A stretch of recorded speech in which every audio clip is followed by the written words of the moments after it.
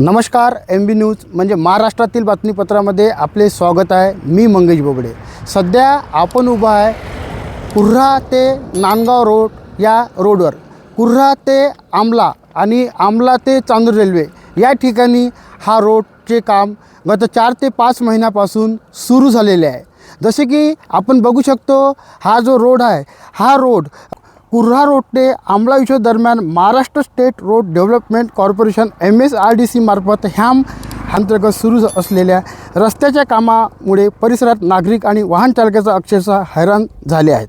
गेल्या 4 ते 5 महिन्यापासून सुरू असलेल्या या कामामध्ये नियोजनाचा पूर्णपणे अभाव असल्याचे चित्र दिसून येत आहे।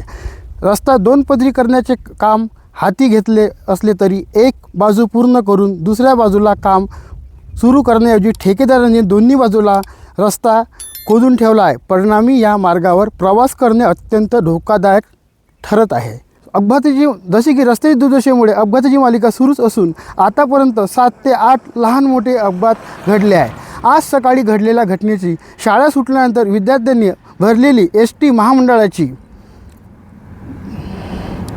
बस रस्त्याच्या खराब स्थितीमुळे एका बाजूला झुकून थेट कडेला जाऊन पडली।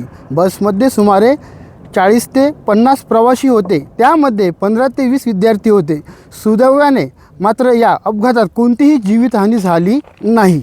मात्र मोठा अनर्थ टळल्याची भावना व्यक्त होत आहे। यापूर्वी 2 चाकी आणि 4 चाकी वाहनाने अनेक अपघात घडले असून वाहनाचे मोठ्या प्रमाणावर नुकसान झाले आहे। रस्त्याची अवस्था इतकी बिकट झाली आहे, काही नागरिकांनी या मार्गाने प्रवास करणे सुद्धा बंद केले।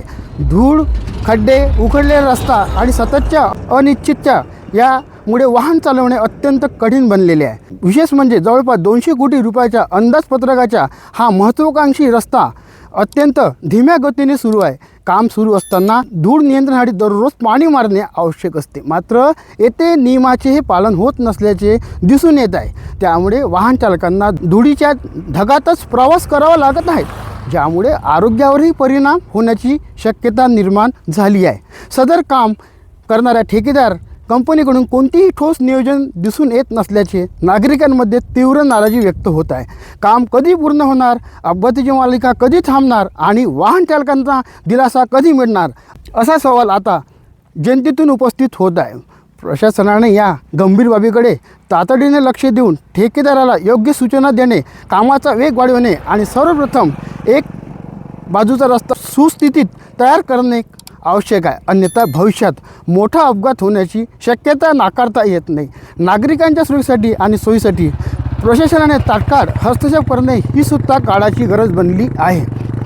जसे की आपण बघू शकतो का, हे 2 चाकी 4 चाकी वाहने या ठिकाणी येते आणि वाहन येत असताना हे वाहन चक्क धुळीच्या साम्राज्यामध्ये वाहन चालकांना या ठिकाणी प्रवास करावा लागत आहे। आणि प्रवास करत असताना या रस्त्याची अत्यंत काम जे चालू आहे हे पूर्णपणे धीम्या गतीने चालू आहे। केव्हा येणार वेग या कामाला आणि या रोडवर जे छोटे मोठे अपघात होतात ते अपघात केव्हा थांबणार हे सुद्धा पाहणे गरजेचे आहे। संबंधित ठेकेदाराने या रोडला जर विशेष असे लक्ष दिले आणि काम जर मोठ्या पद्धतीने चांगल्या पद्धतीने आणि सुसूटित केले आणि तर येणाऱ्या कार्यकाळात अपघात होणार नाही। आणि विशेषतः म्हणजे या ठिकाणी कुठल्याही प्रकारचे काम चालू असताना काम झाल्यावर पाणी मारणे, सायंकाळी ते पाणी मारत नाही, त्यामुळे येणाऱ्या आणि जाणाऱ्या प्रवाशांना धुळीचा सामना करता धुळीतून प्रवास करावा लागत आहे। तर आपल्यासोबत याच रोडवर जाणारे आणि येणारे काही प्रवासी आपल्याला जोडलेले आहे। नेमकं तुम्ही या रोडनं नियमित येत राहता का? हा, रोजच येत राहतो सर।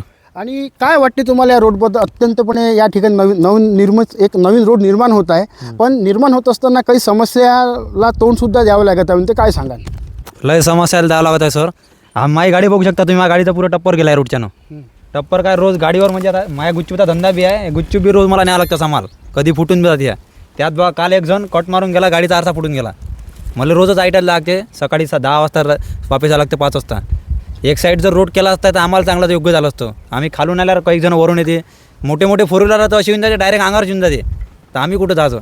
त्यात ते पुरी 4 व्हीलरची धूळ बीड आमच्या डोळ्या गिड्या जाते सगळी, पुढचं दिसत नाही। कधी कधी गाडी ठोकून जाते। सकाळी तर एसटी पलटी जावत आहे, आमच्या समोरचीच गोष्ट आहे, आम्ही त्याच्या वेळेस यापूर्वी 2 चाकी आणि 4 चाकीचे इथे अपघात घडले आहे म्हणते, खरी गोष्ट आहे? तर आमच्या घडले आहे पण एवढे नव्हते होत ना, छोटे मोठे. छोटे मोठे होत होते तेव्हा रोड बी चांगला होता ना. पण आता असा रोड झाला का कुठून वरच्यानं जर खालून गाडी घातली तर आम्ही कुठून घालाव. आणि एवढी जरी ह्या रोड असा झाला सर, दोन गाड्या जात नाही एका साईडले. एक जर फोर व्हीलर आली तर आम्ही कुठून गाडी घालाव. आणि तुम्ही जसं नेहमीच प्रवास करता का या रोडने? रोजच डेली. कुठपर्यंत करता? मी आमला ते चांदूर, आमला ते चांदूर करता. माझी पाणीपुरीची गाडी असते आमल्यामध्ये. आमल्या हो. तुमच्या पाशी मला ते दाखवा तुमची पाणीपुरी. गुपचूप आहे ना. तुम्ही बहुतेक पाणीपुरी आणली वाटते. बघू शकता रोजच काय- माल आणतो आपण, कधी याचा फुटून एक- जाते. एक व्यवसाय सुद्धा आहे आणि रोज. आणि तुमचं काय चालू आहे सध्या? शिक्षण पण शिकत आहे का? शिक्षण ITI चालू आहे इथं ITI चांदूर चालू आहे. रेल्वेमध्ये. आणि या रोड बद्दल अजून तुम्ही काय सांगाल? रोडचं एवढंच म्हणणं आहे का रोड लवकर चांगला करावा. आणि धुळीबद्दल काय सांगाल? धूळ खूप राहते म्हणते. धुळीबद्दल सर एखादी जर फोर व्हीलर ST बीची जर काही गेली तर आपलं कंट्रोल बॅलन्स जाते ना सर, आणि आपली गाडी डायरेक्ट खाली जाऊ शकते, ॲक्सिडेंट बी होऊ शकते. तर बघत राहा ME न्यूज म्हणजे महाराष्ट्रातील बातम्यांना लाईक करा, सबस्क्राईब करा. मी मंगेश, धन्यवाद.